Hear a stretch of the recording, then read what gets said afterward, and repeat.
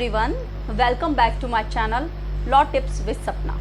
I hope you all are safe and healthy at your home. Today we are discussing section 144 in CRPC. धारा 144. क्या होती है धारा 144? और आजकल तो आप सभी धारा 144 के बारे में सुन रहे हैं, पढ़ रहे हैं। धारा 144 का ऑर्डर कौन देता है?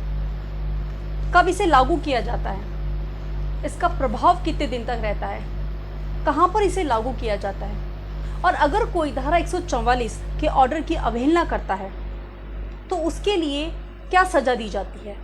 इसकी प्रोसेसिंग किसके अकॉर्डिंग होती है? आज हम इसी टॉपिक पे अपनी चर्चा करेंगे।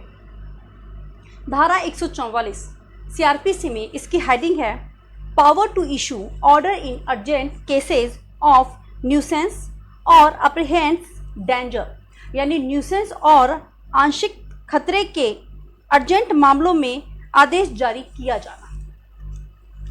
कॉमन भाषा में इसे हम कर्फ्यू बोलते हैं। कर्फ्यू जो वर्ड है, शब्द है, वो फ्रेंच लैंग्वेज से आया है। कर्फ्यू का फ्रेंच लैंग्वेज में कवरियर फ्यू इसका अर्थ था, जिसे हम कर्फ्यू के नाम से जानते हैं। धारा 144 एक प्रशासनिक ऑर्डर है। यह ऑर्डर डीएम यानी कि डिस्ट्रिक्ट मजिस्ट्रेट, एसडीएम यानी कि सब डिवीजन मजिस्ट्रेट या एग्जीक्यूटिव मजिस्ट्रेट यानी कि ईएम देते हैं। धारा 144 किसी पर्टिकुलर पर्सन यानी कोई ऐसा व्यक्ति जिसे कोई बाधा उत्पन्न हो रही है, कोई क्षति हो रही है, उस पर भी धारा 144 लगाई जा सकती है। या कोई particular place, area, community, class या पूरे डिस्ट्रिक्ट पे या पूरे राज्य पे धारा 144 लगाई जा सकती है। धारा 144 को किसी वस्तु के लिए भी लगाया जा सकता है। जैसे कि आपने सुना होगा कि मध्य प्रदेश और गुजरात में चाइनीज मांझा जो होता है उसको बैन कर दिया गया था। उस पर धारा 144 लगा के उसे निषेध कर दिया गया था। या फिर गणेश चतुर्थी के समय जो गणेश जी की प्रतिमाएं होती हैं उन्हें पीओपी से बनाने के लिए भी धारा 144 से उसे निषेध किया गया था। धारा 144 कर्फ्यू, यानी कि कर्फ्यू का अर्थ होता है किसी विशेष समय के बाद घर से निकलने के लिए पाबंदी।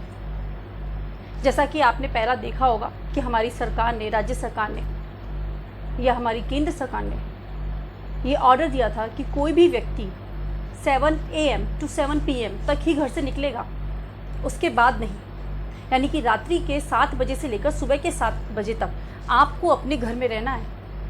लेकिन अगर कोई सफिशिएंट रीज़न है आपके पास निकलने का, कोई इमरजेंसी है, तो आप निकल सकते हैं। कोविड-19 जो भी हमारे पूरे देश में, पूरे विश्व में ये जो महामारी फैल रही है, इसमें हमारे देश में कुछ गाइडलाइंस जो है वो निकाली गई हैं। जैसे कि आप मास्क पहन के बाहर निकलोगे, सोशल डिस्टेंसिंग का आपको पालन करना है। कर्फ्यू वाले प्लेसेस हैं, वहाँ आप 5 से ज़्यादा व्यक्ति इकट्ठे नहीं हो सकते।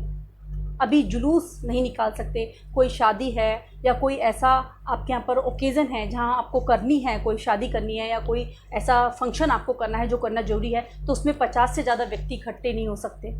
तो ये कुछ पाबंदियाँ हैं जो लगाई जा रही हैं संक्रमण को रोकने के लिए। तो आज हम इसी पे चर्चा करेंगे। Section 144 CRPC। सेक्शन 144 CRPC हमें बताता है कि धारा 144 किस किस पे लग सकती है और कब कब लग सकती है। तो धारा 144 किसी व्यक्ति पे बाधा, क्षति, जैसे मैंने आपको बताया, के लिए भी लग सकती है, या मानव जीवन को खतरा उत्पन्न होने पे, उसके स्वास्थ्य से संबंधित खतरा, उसकी सेफ्टी से संबंधित खतरा उत्पन्न होने पे भी धारा 144 लगाई जा सकती है। या बलवा या दंगे यानी कि प्रोवेट एंड एफ्रे की परिस्थितियों में भी सेक्शन 144 लागू किया जाता है। ये जो ऑर्डर होता है ये एक्स पार्टी ऑर्डर होता है, और जब इसे कोई डीएम, एसडीएम इस ऑर्डर को देता है तो इस ऑर्डर का प्रभाव 2 महीने तक रहता है। लेकिन इन केस अगर परिस्थितियां ऐसी हैं कि समस्या का निवारण नहीं हो पाया या जो प्रॉब्लम है वो सॉर्ट आउट नहीं हो रही है, तो राज्य सरकार यानी कि स्टेट गवर्नमेंट चाहे तो 6 महीने के लिए इस ऑर्डर को एक्सटेंड कर सकती है। धारा 144 का उल्लंघन करने यानी कि अवहेलना करने पे आईपीसी के सेक्शन 188 में मामला दर्ज किया जाता है। इसका एक केस है 1963 राम समुच्चय वर्सेस स्टेट। इसमें इलाहाबाद हाई कोर्ट ने कहा था कि आईपीसी की धारा 188 में सीआरपीसी का सेक्शन 144 के ऑर्डर की अवहेलना के केसेस आते हैं। यानी कि अगर आप सीआरपीसी के सेक्शन 144 के ऑर्डर की अवहेलना करते हैं तो फिर आप आईपीसी के सेक्शन 188 के अंदर उसका पनिशमेंट दिया गया है।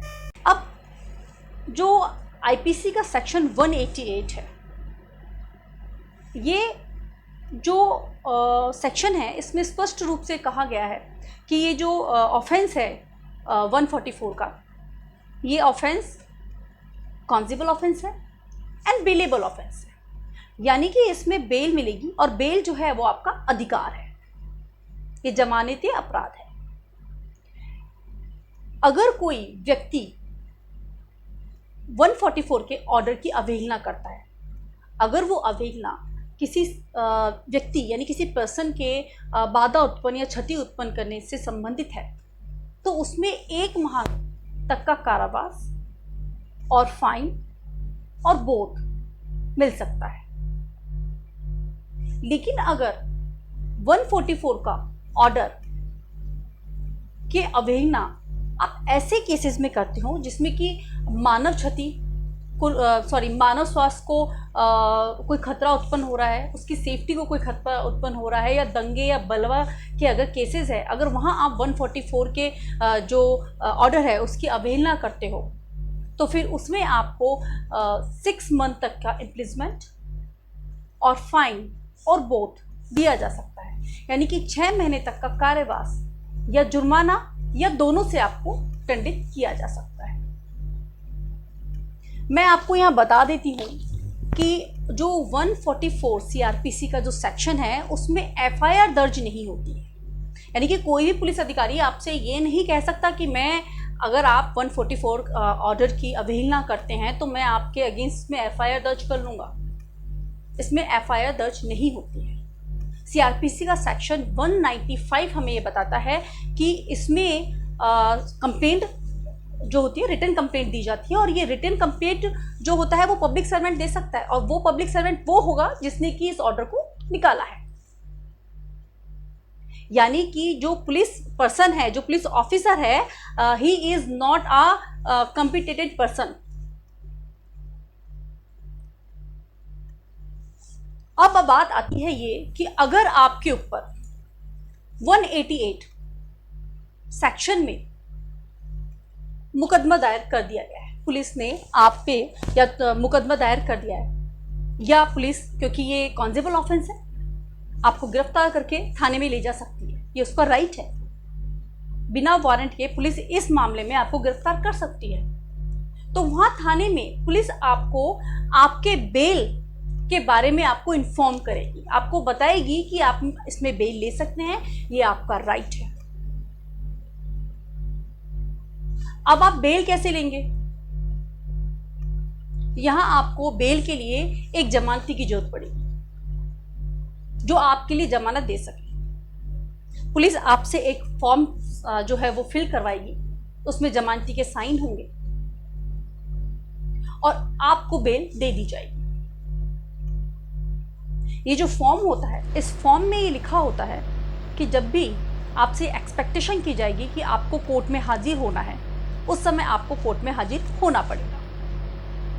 मैं आपको बता देना चाहती हूँ कि ये जो बेल है ये सिर्फ तब तक वैलिड है जब तक कि आपके खिलाफ चार्जशीट दायर नहीं हुई है। जैसे ही पुलिस चार्जशीट कोर्ट में दायर कर देगी, वैसे ही कोर्ट से आपको सम्मन आएगा, और सम्मन में एक डेट दी होगी, उस डेट पे आपको कोर्ट में जाके दोबारा बेल लेनी पड़ेगी। अभी हमारे पूरे देश में कोविड-19 का संक्रमण फैला हुआ है, और मैं आपको ये बताना चाहती हूँ कि ये जो संक्रमण बीमारी होती है, जो डेंजरस डिसीज़ होती है, जो इन्फेक्शन फैलाती है, इनके लिए हमारे पास स्पेशल एक्ट भी है। इस स्पेशल एक्ट का नाम है महामारी एक्ट 1897। इस एक्ट के सेक्शन नंबर 3 में ये लिखा हुआ है कि यदि कोई व्यक्ति इस एक्ट के अंतर्गत जो महामारी के प्रावधान दिए गए हैं इनका उल्लंघन करता है तो वो आईपीसी के सेक्शन 188 के अकॉर्डिंग पनिश किया जाएगा, यानी उसको आईपीसी के सेक्शन 188 के अनुसार दंडित किया जाएगा। तो ये बात तो हुई हमारी सेक्शन 88 की, आईपीसी का सेक्शन 188 की हमारी बात। अब मैं आपको यहाँ बता देना चाहती हूँ कि आजकल ऐसे बहुत सारे केसेस हो रहे हैं कि जिन व्यक्तियों को कोविड-19 हो चुका है उन्हें हम क्वारंटाइन कर देते हैं, हमारी सरकार उन्हें क्वारंटाइन कर देती है, 14 दिन के लिए उन्हें ट्रीटमेंट दिया जाता है, या जो लोग ऐसे संक्रमित व्यक्तियों के संपर्क में आते हैं उन्हें 14 डेज के लिए क्वारंटाइन कर दिया जाता है। और अभी तो हमारे देश में इससे हमारे इंडियंस आ रहे हैं, एनआरआईज आ रहे हैं, उनको 14 डेज के लिए क्वारंटाइन रहना पड़ेगा।